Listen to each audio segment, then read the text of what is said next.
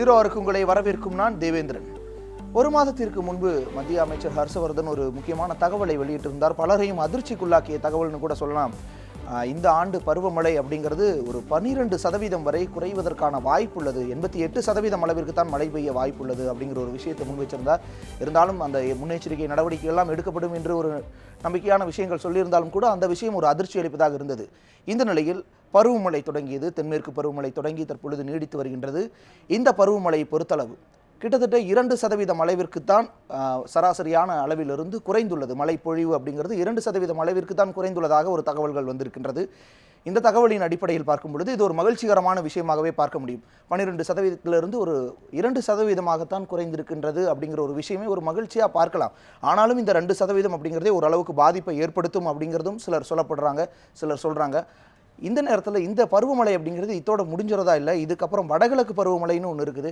அப்போ அந்த பருவமழையினுடைய தாக்கம் எப்படி இருக்கும்? அந்த பருவமழை சராசரியாக இருக்குமா அல்லது முன்னெச்சரிக்கையாக கணிக்கப்பட்டு இருந்த அந்த விஷயத்தை உண்மையாக்கி விடுமோ என்ற ஒரு அச்சமும் நிலவுகின்றது. இந்த சூழ்நிலையில்தான் ஒருவேளை வறட்சி ஏற்படும் பொழுது எந்த மாதிரியான தாக்கங்கள் இந்தியாவில் நிகழும், எந்த அளவிற்கு பாதிப்பை ஏற்படுத்தும், உணவு உற்பத்தியில் அது ஒரு வேளை தாக்கத்தை ஏற்படுத்துமா? ஏற்கனவே விவசாயிகள் தற்கொலைக்கு ஆளாகி கொண்டிருக்கக்கூடிய ஒரு சூழ்நிலையில் நாம் இருக்கும் நேரத்தில் பருவமழையும் தவறினால் இந்தியாவினுடைய அந்த எதிர்காலம் எப்படி இருக்கும்? வறட்சி என்பது இந்தியா எப்படி எதிர்கொள்ளப் போகின்றது என்பது மாதிரியான பல்வேறு கேள்விகளும் பல்வேறு ஆபத்தான ஒரு சூழ்நிலைகளும் நம் முன் இருக்கின்றன. இந்த விஷயங்கள் குறித்து தான் நாம் இன்றைய ஜீரோ ஓவரில் அலச இருக்கிறோம். முதலில் அது குறித்த ஒரு செய்தி தொகுப்பை பார்க்கலாம். இந்தியாவின் மழைக்காலம் 50% நிறைவடைந்துள்ள நிலையில் இதுவரை மழையின் அளவு சராசரியை நெருங்கவில்லை என்பது கவலை தரும் செய்தியே. ஆனால் இதில் ஒரு நல்ல செய்தியும் அடங்கியுள்ளது. இந்த ஆண்டு இந்தியாவில் வறட்சி நிலவும் என்று எதிர்பார்க்கப்பட்ட சூழ்நிலையில் தற்போது வரையிலான மழைப்பொழிவின் அளவு அந்த கணிப்பை பொய்யாக்கியுள்ளது. ஒரு ஆண்டில் நாட்டின் சராசரி மழைப்பொழிவை விட 10% மழைப்பொழிவு குறைந்தால் அந்த ஆண்டில் வறட்சி ஏற்படுவதற்கான வாய்ப்புள்ளதாக கருதப்படுகின்றது. ஆனால் தற்போது வரை சராசரியை விட 2% மட்டுமே மழைப்பொழிவு குறைந்துள்ளது. இதனால் வறட்சி ஏற்படுவதற்கான வாய்ப்பு குறைந்துள்ளதாக கூறப்படுகின்றது. இன்னும் மழைக்காலம் முடிவடையாத நிலையில் இதில் சராசரியை விட 14% மழைப்பொழிவு குறைந்தால் மட்டுமே வறட்சி ஏற்பட வாய்ப்புள்ளதாக கூறப்படுகின்றது. இருந்தபோதும் எல் நினியோவால் இந்தியாவில் மழைப்பொழிவு குறையும் என்று கூறப்பட்ட நிலையில் தற்போது வரை சராசரியை விட 2% மட்டுமே மழைப்பொழிவு குறைந்துள்ள நிலையில் இது மகிழ்ச்சியான விஷயமாகவே பார்க்கப்படுகின்றது. இந்நிலையில் எல் நினியோவின் தாக்கம் அதிகரிக்க பசிபிக் பகுதியில் அதிக அளவில் சூறாவளி உருவாக வாய்ப்பிருப்பதாக கூறப்படுகின்றது. இந்த சூறாவளி இந்தியாவின் மழை மேகங்களை உள்வாங்கிக் கொள்வதால் மழை குறைய வாய்ப்புள்ளதாக கூறப்படுகின்றது. சில நேரங்களில் இந்த சூறாவளி இந்தியாவில் மழைப்பொழிவை அதிகரிக்க செய்யும் என்றும் சில விஞ்ஞானிகள் தெரிவிக்கின்றனர். ஒட்டுமொத்தத்தில் தற்போது வரை கிடைத்துள்ள மழை வறட்சியை உறுதி செய்யாவிட்டாலும் இனி கிடைக்க போகும் மழையின் அளவே அதை உறுதி செய்யும் என்று கூறுகின்றனர் வானிலை ஆய்வாளர்கள். இந்த விஷயங்கள் குறித்தெல்லாம் அலசுவதற்காக நம்மோடு வானிலை ஆய்வாளர் திரு ராமச்சந்திரன் அவர்கள் இணைந்திருக்கிறார். வணக்கம், உங்களை வரவேற்கிறேன். அதேபோல் ஈரோட்டிலிருந்து வேளாண் நிபுணர் திரு முருகன் அவர்களும் நம்மோடு இணைந்திருக்கிறார். ஐயா, நான் உங்கள்கிட்ட இருந்து ஆரம்பிக்க விரும்புகிறேன். ராமச்சந்திரன் ஐயா, நம்ம பார்க்குறோம் இந்த ஆண்டு பருவமழை அப்படிங்கிறது ஒரு 12% வரை வீழ்ச்சி அடையக்கூடிய வாய்ப்பு இருக்குது அப்படின்னு ஒரு மாதத்திற்கு முன்பாக கணிக்கப்பட்டிருந்தது. இந்த சூழ்நிலையில் இதுவரை 2% அளவிற்கு தான் குறைந்திருக்கின்றது சராசரியை விட. இதை நம்ம எப்படி பார்க்கலாம், எப்படி அணுகலாம்? இது ஐஎம்டியோட மிகப்பெரிய தவறு. ஏன்னா இந்த வருஷம் இவங்க சொல்லுக்கு இந்த 2% குறைவு கூட ஜூன் 1ஆம் தேதியிலேருந்து இன்னி வரைக்கும் இருக்க ரெயின்ஃபால் தான். இன்ஃபேக்ட் நம்மளுக்கு pre monsoon rain almost 200% excess கிடச்சிருக்கு. அதாவது மார்ச்லேருந்து மே 30ஆம் தேதி வரைக்கும் கிடைச்ச மழை ஒரு நீர் ஆதாரத்தை தேக்கி வைக்கிற அளவுக்கு கிடச்சிருக்கு. ரெண்டாவது, இப்போ இவங்க எல் நினோன்னு சொல்லிட்டு இவங்களால் ஒரு லாங் ரேஞ்ச் ஃபோர்காஸ்ட் சக்ஸஸ்ஃபுல்லாக பண்ண முடியாது கிடையாது. அதனால் எவ்ரி டைம் ஒரு ஆஃப் ஷூட்டாக ஒன்று கொடுத்துட்ருக்காங்க. அதை பேஸ் பண்ணி தான் ஹர்ஷவர்தன் அந்த மாதிரி சொல்லியிருக்காரு. பட் எலினோ எஃபெக்ட் ஒரு ஷார்ட் டேர்ம் தானே தவிர it is not going to affect Indian monsoon. இப்போவே கூட இப்போ இருக்கிற ஒரு லீன்ஸ் டைம் 17th ஜூலை வரைக்கும் தான் இருக்கும். 17th ஜூலைக்கு அப்புறம் ரெயின்ஃபால் கண்டிஷன்ஸ் நல்லா இம்ப்ரூவ் ஆகும். இன்னும் சொல்லப்போனால் 9th ஆகஸ்ட்லேருந்து 18th ஆகஸ்ட் கிட்ட ஒரு பெரிய சைக்ளோன் நம்ம கிழக்கு கடற்கரையை கிராஸ் பண்ணோம். கிட்டத்தட்ட மசூலிப்பட்டினத்துக்கிட்ட கிராஸ் பண்ணோம். இந்த மாதமே 23ஆம் தேதியிலேருந்து 22ஆம் தேதி வரைக்கும் நல்ல மழை இருக்குது. ஸோ மழையை பொறுத்த வரைக்கும் தேவையான தொடர்ந்து பேசலாம் ஐயா. அதற்கு முன்பு திரு முருகன், வேளாண் நிபுணர் திரு முருகன், உங்களிடம் என்னுடைய ஒரு கேள்வி. நாம் பார்க்கிறோம் 2% வரை இதுவரை வீழ்ச்சி அடைந்ததாக சொல்லப்படுகின்றது. ஒரு 12% வரை இந்த ஆண்டு மழை பொழிவு அப்படிங்கிறது வீழ்ச்சி அடையும்னு சொல்லப்படுற நிலையில் எந்த அளவிற்கு இது வேளாணில் பாதிக்கக்கூடிய ஒரு விஷயமாக இருக்கும்? மழைப்பொழிவு இந்த ஆண்டை பொறுத்தளவு வேளாண் துறையை, வேளாண் உற்பத்தியை எந்த அளவிற்கு பாதிக்கக்கூடியதாக இருக்கின்றதுன்னு நீங்க பாக்குறீங்க? அதாவது மழை அளவு விவசாயத்தினுடைய பார்வையில் பார்க்குறப்ப நமக்கு தேவைப்படக்கூடிய காலகட்டங்கள்ல இன்றைய மழை அளவு அப்படின்றது வந்து நமக்கு கிடைக்கிறது இல்லை. முக்கியமா பாத்தீங்கன்னா வட மாநிலங்கள்ல வந்து அறுவடை சமயத்துல வந்து மழை அளவு திடீர்னு எதிர்பார்க்காத மழை அளவு, அதனால பயிர் சேதம். அதாவது வேளாண்மை எப்பவுமே வறட்சியாலும் சரி வெள்ளத்தாலும் சரி ரெண்டு பக்கத்தையும் வந்து அடிபடக்கூடிய ஒரே தொழில் வந்து விவசாயம் மட்டும்தான். விவசாயிகளுக்கு வந்து எந்த மாதிரியான ஒரு சூழ்நிலையில நம்ம பண்றோம் அப்படின்றதே அவங்களால கணிக்க முடியாத ஒரு கட்டத்துல இருக்காங்க. அதுக்கு முக்கிய காரணம் என்ன அப்படின்னு சொல்லி சொன்னோம்னா பருவகால சூழ்நிலை மாற்றங்கள் தான். என்னதான் ஐஎம்டி போர்காஸ்ட் எல்லாம் இருந்தாலும் பெரும்பாலான விவசாயிகள் வந்து எந்த சமயத்துல எந்த மாதிரியான ஒரு மழை பொழிவு இருக்கும் இல்ல வறட்சி இருக்கும் அப்படின்றதே வந்து நம்ம சரியா கணிக்க தவறிடுறோம். பெரும்பாலான காலகட்டங்களில் விவசாயி தான் இதனுடைய பாதிப்பு வந்து முழுமையான பாதிப்பு வந்து அவங்களுக்கு தான் இருக்கு. திருமுருகன், உங்களிடம் தொடர்ந்து பேசுகிறேன். ராமச்சந்திரன் ஐயா அவர் குறிப்பிட்டார் ஒரு விஷயத்தை, வட மாவட்டங்களை பொறுத்தளவு அதிகமான மழை வந்து பயிர் சேதம், தென் மாவட்டங்களை பொறுத்தளவு மழை இல்லாமல் கொஞ்சம் வறட்சிங்கிறது ஒரு நிலை இருக்கின்றது என்று. ஆனால் அதையெல்லாம் தாண்டி நாம் சராசரியாக எடுக்கும் பொழுது சராசரியாக பெய்திருக்கின்றதா, 100% எட்டி இருக்கின்றதா, அந்த ஒரு கணக்கீட்டின் அடிப்படையில் எடுக்கின்றோம். எதன் அடிப்படையில் இந்த மாதிரி வானிலை முடிவுகள் எல்லாம் எடுக்கப்படுகின்றது என்பது குறித்தான விளக்கம் உங்களிடம் தேவைப்படுகின்றது. அதற்கு முன்பாக இன்னொரு விஷயம், இந்த ஆண்டு பொறுத்தளவு எல் நினியோவினுடைய பாதிப்பு இந்தியாவில் இருக்கும் அப்படின்னு சொல்றாங்க.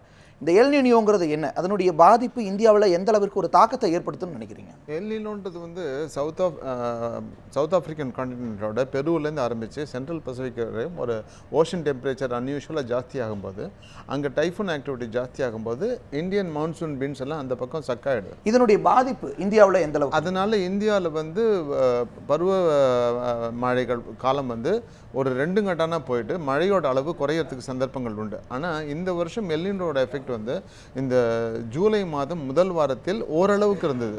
அது குறிப்பாக பாதித்த வந்து கர்நாடகா மாநிலம், மகாராஷ்டிரா இந்த சைடில் தான். வேற ஈஸ்டர்ன் ஸ்டேட்ஸ்னா எக்ஸஸாகவே ரெயின் கிடச்சிருக்கு. அதை வச்சுக்கிட்டு தான் அந்த எக்ஸஸையும் இந்த டிஃபிஷியன்ஸையும் சேர்த்து ஆவரேஜ் போட்டு -2%. எல் நினியோ குறித்த அந்த ஒரு முன்முடிவு சரியானதா இருந்திருக்கா? எல் நினியோவுடைய பாதிப்பு இந்தியாவில் ஏற்படுத்துங்கிற அந்த முடிவு சரியானதா? இல்லை, அதாவது அது ஒரு ஷார்ட் டேர்ம் ஃபோர்காஸ்ட் தானே தவிர அது வந்து டோட்டலாக மான்சூனையே அஃபெக்ட் பண்ணுன்றது தவறு. இந்த மான்சூன் வந்து இந்த மாதம் ஜூலை மாதம் 17ஆம் தேதிக்கு அப்புறம் ரிவைவ் ஆகும். இந்த மாதிரி ஒரு ஷார்ட் டேர்ம் வந்து மழை இன்டிஃப்ரெண்ட்டாக இருக்குன்றதை நான் முன்கூட்டியே கணிச்சு கொடுத்துருக்கேன். இப்போ வரப்போகிற மாதம் ஜூலை மாதத்தில் அவங்க வந்து டோட்டலாக வந்து 15% மேலே மழை குறைவாக இருக்கும். ஆகஸ்ட் மாதத்துலேயும் அதே மாதிரி மழை குறைவாக இருக்கும்னு சொல்லியிருந்தாங்க. ஆனால் ரெண்டுமே அவங்களோட கணிப்பு ரெண்டுமே பொய்த்து போக போகிறது. ஓவராலாக நம்மளுக்கு கிட்டத்தட்ட 95% மேலே மழை கிடைக்கிறதுக்கு சந்தர்ப்பம் உண்டு.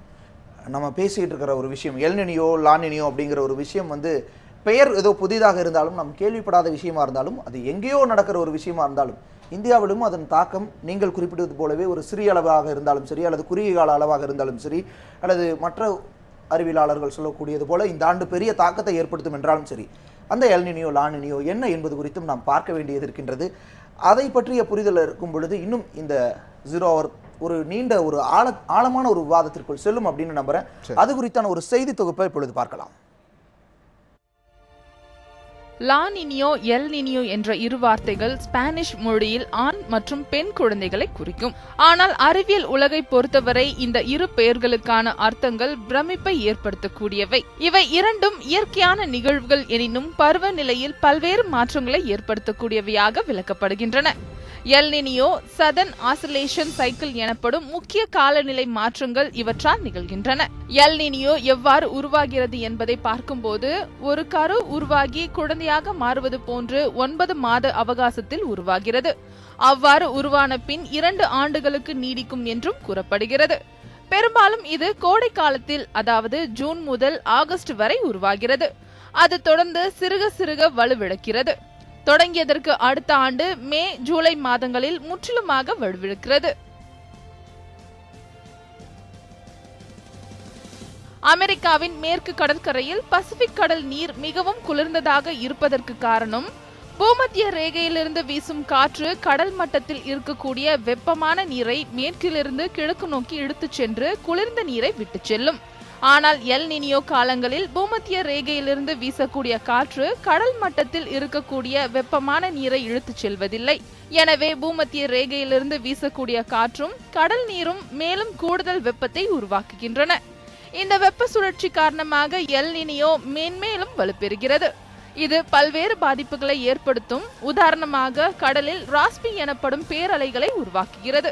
அதிலும் இந்த குறிப்பிட்ட நிலையில் கடல் நீரானது மிகவும் வெப்பமானதாக இருக்கும். இந்த வெப்பமான கடல் நீரானது பேரலைகளாக உருவாகி தரைப்பகுதியை நோக்கி செல்லும். இந்த சமயத்தில் கடலின் அடிமட்டத்தில் இருக்கக்கூடிய நீரை இந்த அலைகளுக்கு எதிர் திசையை நோக்கி தள்ளும். இது மிக மிக மெதுவாக நடக்கக்கூடிய ஒரு நிகழ்வாகவே, அதாவது இந்த சுழற்சி நிகழ பல மாதங்கள் கூட ஆகலாம். கரைக்கு வந்து திரும்பி செல்லும் கடல் அலைகள் கெல்வின் அலைகள் என அழைக்கப்படும். இந்த கெல்வின் அலைகள் திரும்பி செல்லும் போது குளிர்ந்த நீரையும் எடுத்துச் சென்றால் லா நினியோ உருவாகும். ஆகவே லா நினியோ உருவான ஒவ்வொரு முறையும் எல் நினியோ உருவாகும். எல் நினியோ லா நினியோ அண்ணன் தங்கை போன்றவர்கள் என்று நாம் முன்பே பார்த்தோம். ஆனால் லா நினியோ எல் நினியோ இல்லாமலும் கூட உருவாகும் என கூறப்படுகிறது. இந்த கெல்வின் அலைகள் வலுவாக செயல்படும் பட்சத்தில் குளிர்ந்த சூழலை உருவாக்கி லா நினியோ ஏற்படும் வாய்ப்பை உருவாக்கும். எல் நினியோ மற்றும் லா நினியோ எதிர்மறையான பாதிப்புகளை நிகழ்த்தக்கூடியவை. கடல் நீரில் மட்டுமல்லாமல் தரையிலும் இவை இரண்டும் எதிரான பாதிப்புகளையே ஏற்படுத்தும்.